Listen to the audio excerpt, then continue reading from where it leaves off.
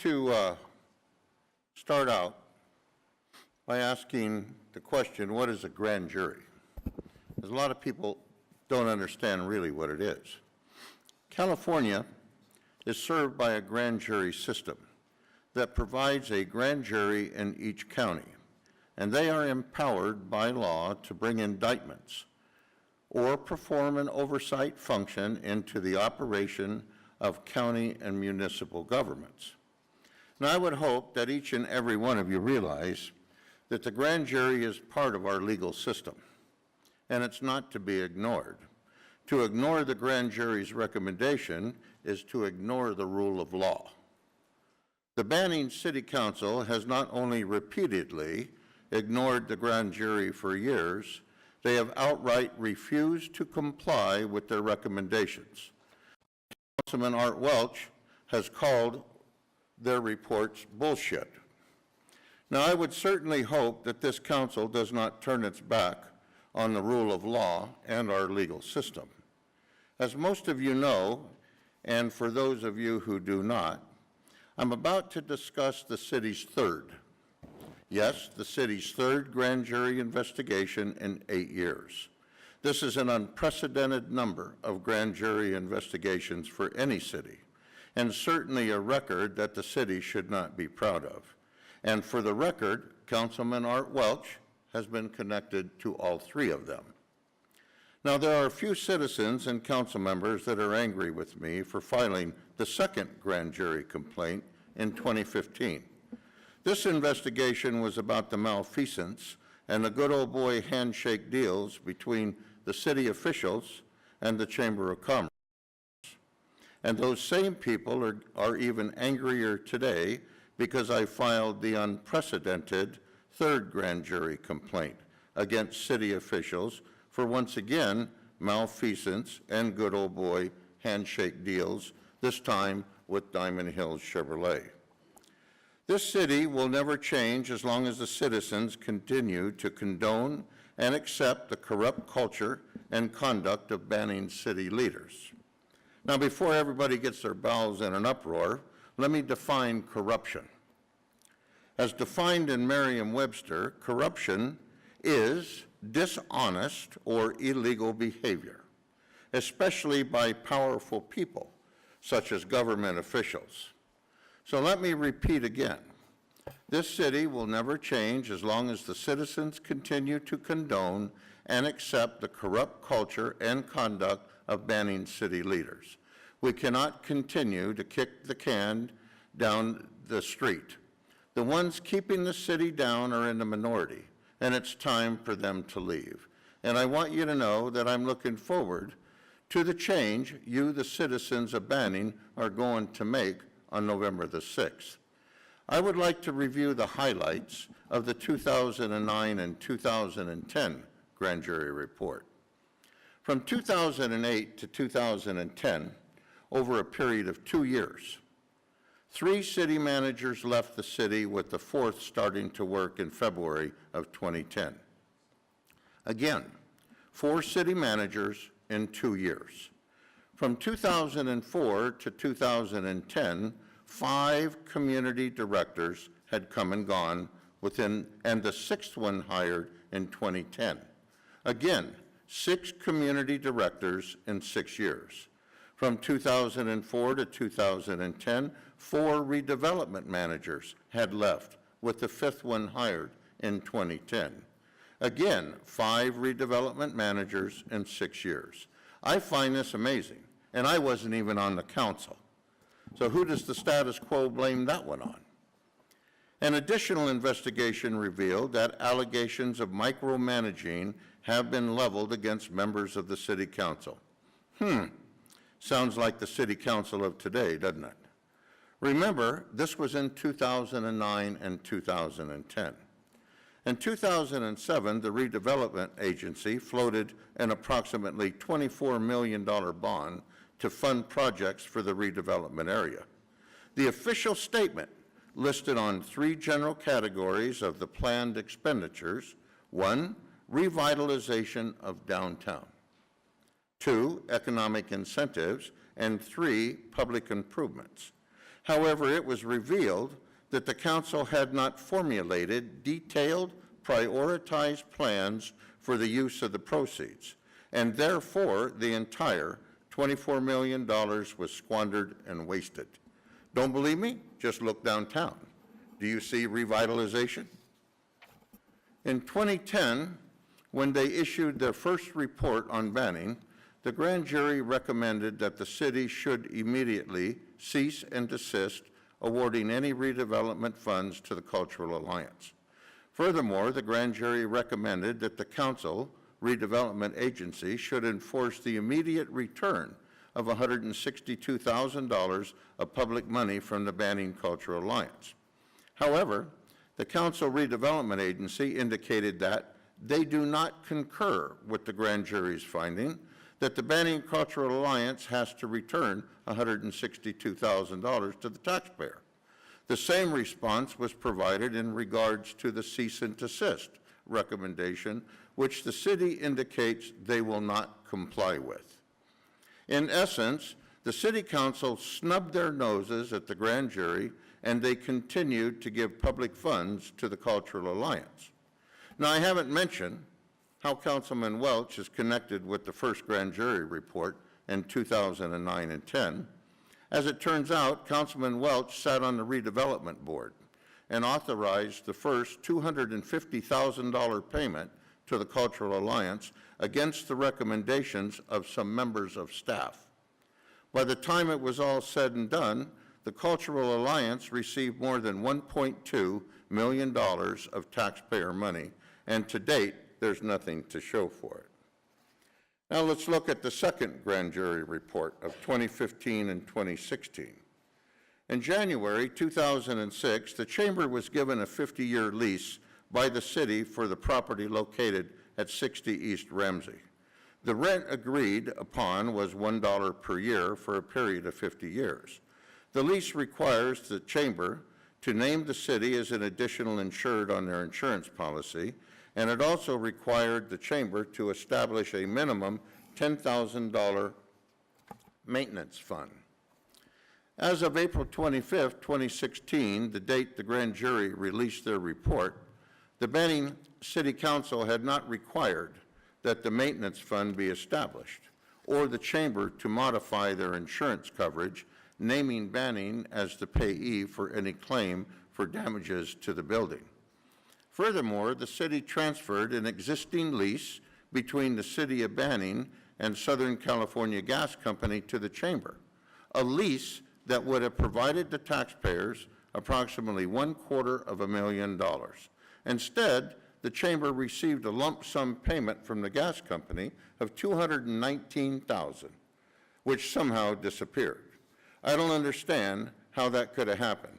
How could city officials just give away that sum of money?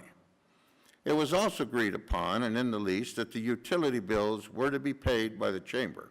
However, utility bills incurred between 2006 and 2013 were not paid by the Chamber. A review of the documents and interviews with council members and officers of the Chamber revealed that these bills were waived based upon a handshake agreement between the City of Banning and the Chamber. This type of waiver became known as an administrative practice. After the waiver of these utility bills was made, the Banning City Attorney determined only the previous 3 years could be collected. So the actual utility usage of more than $45,000 was reduced to $15,000. And unfortunately, the citizens had to eat the other $30,000. The second grand jury report of 2015-16 made the following recommendations to the city. 1, that Banning formalize its financial dealings and not utilize handshakes or past practices with other entities. 2, that Banning develop written policies and procedures necessary to review contracts and/or leases to ensure compliance. On July 19, 2016, the city responded to the grand jury and stated the following. The city is also updating its lease and contract policies and procedures to ensure compliance with the provisions in all contracts and leases. This implies handshake agreements will no longer be one of Banning's contract policies. The city's response letter to the grand jury was signed by Art Welch as mayor. That's right, Art Welch signed the city's response. So what is Art Welch's involvement in the second grand jury report of 2015 and 16? Welch was mayor of Banning in 2006. After losing his re-election bid for the city council in the November 2006 elections, Welch became active in the chamber, which historically has always served as a catch basin or recycling center for failed Banning politicians. Welch immediately advanced to the position of director, according to public documents filed by the chamber. In 2007, when the infamous and illegal handshake agreement was reached, Welch was the chamber's vice president. He remained in this position until 2009, when he became president of the chamber, which remained as president until 2012, at which time he again acted as the director. Even after his election to the Banning City Council in November 2012, Welch remained intimately involved with the chamber, according to sworn filings with the Secretary of State. Welch was the official agent for service of process until 2015, when it became clear that the grand jury was beginning an investigation into the chamber utility scandal. No doubt, Art Welch was the official agent for the chamber. This means that Art Welch had a textbook conflict of interest when it came to holding his fellow chamber cronies accountable for their utility debt. Not surprisingly, Welch was one of 3 council members, Franklin, Moyer, and Welch, who tried to bury the utility payment issue by delaying any collection from the chamber for over 2 years, before the grand jury finally put a stop to it. And by the way, Debbie Franklin also sat on the chamber board for a number of years, and she still uses their tax-exempt status to run her own charities, kind of a secret way of doing business, I guess. Now let's discuss the latest 2017 and 2018 grand jury report and connect the dots. The grand jury reports that a member of the city council, Art Welch, verbally directed the city manager, Michael Rock, to assist a local auto dealership, Diamond Hills, by trimming the brush along the Interstate 10 right-of-way adjacent to the business. The shrubbery obscured the view of the business property. Now pay attention. 8 months after Art Welch signed the city's response letter to the grand jury stating Banning would formalize its financial dealings and not utilize handshakes or past practices with other entities, and 2, that Banning will develop written policies and procedures necessary to review contracts and/or leases to ensure compliance. Art Welch once again entered into another handshake agreement with a local business. This time it was not for free utilities, but for free brush cutting and land clearing by city personnel. Furthermore, this deal included clearing brush on the Caltrans side of the property line and fence. In other words, our city employees were working on Interstate 10. Why did Art Welch make another handshake deal? After he had just told the grand jury that he would not? Could it have been because the owner of the auto dealership donated $2,500 to his campaign? This explains why Art Welch directed former city manager Michael Rock to conduct brush clearance on the freeway for Diamond Hills. The grand jury was clear in their report that this service was going to be for free. The report reads, after this use of city resources became public knowledge through the local media, the City Council directed the Finance Department to prepare an invoice for services and submit it to the auto dealership. Based on the grand jury's latest findings, Councilman Art Welch lied to the grand jury when he signed the city's response on July 19, 2016. The grand jury found that the city did not enter into a written contract with local authorities, and the city has no policy addressing the use of public resources and/or equipment to provide services to the private parties. The grand jury found that the city's policies and procedure manual is still outdated. Some of the policies are over 40 years old and date back to 1977. The grand jury found that in the past 8 years, 2010 to 2017, the City Council has hired 7 individuals to serve as city manager or interim city manager, with some serving in that capacity on a repeat basis. Although, if we add the turnover of the 4 city managers from 2008 to 2010, there has been an astounding 11 city managers or interim city managers come and go over a 10-year period. This poor and ineffective relationship has allowed some city council members to routinely address city staff directly, thereby circumventing the authority and expertise of the city manager. The current 2017-2018 grand jury made the following recommendations. 1, the city immediately discontinue and prohibit the use of undocumented and informal handshake agreements. The city adopt strict policies for formalizing agreements and/or contracts with private parties. Stricter policies would preclude the appearance of gifting or misuse of public funds. However, the city was told to do this in the second grand jury report of 2015 and 2016, and nothing changed. The city established a comprehensive policy to address the use of public resources, including city labor and/or equipment, when providing services to private parties.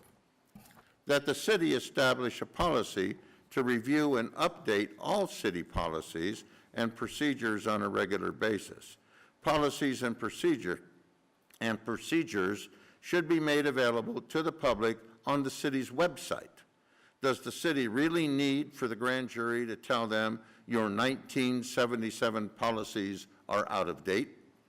Unfortunately, illegal handshake deals and interference with city staff are not the only incidents of malfeasance the latest grand jury report points out.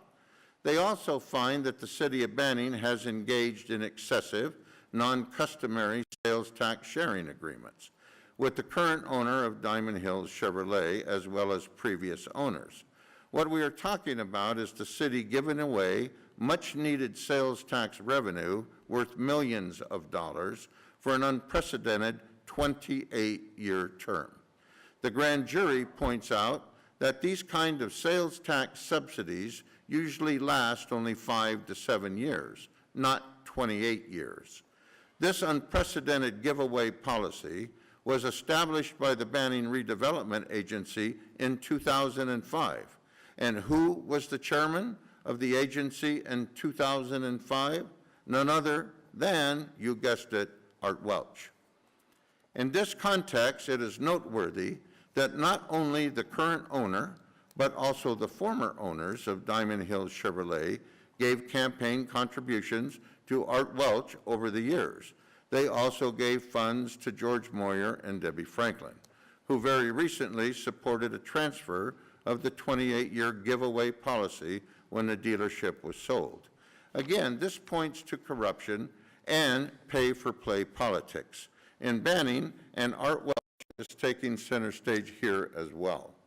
In closing, I would like to say that your time has come, Art. It is time to retire.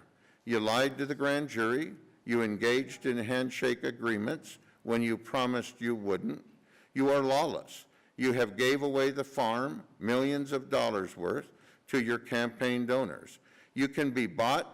You are synonymous for corruption in Banning. You are giving Banning a horrible name, and I'm asking for your immediate resignation. If you refuse to resign, then I will ask that a censure be placed on the next agenda as outlined in Section 10.5 of the Manual of Procedure Guidelines for the Conduct of the City Council. Please provide your intent and answer to our mayor. And on that note, I have concluded my points, and thank you.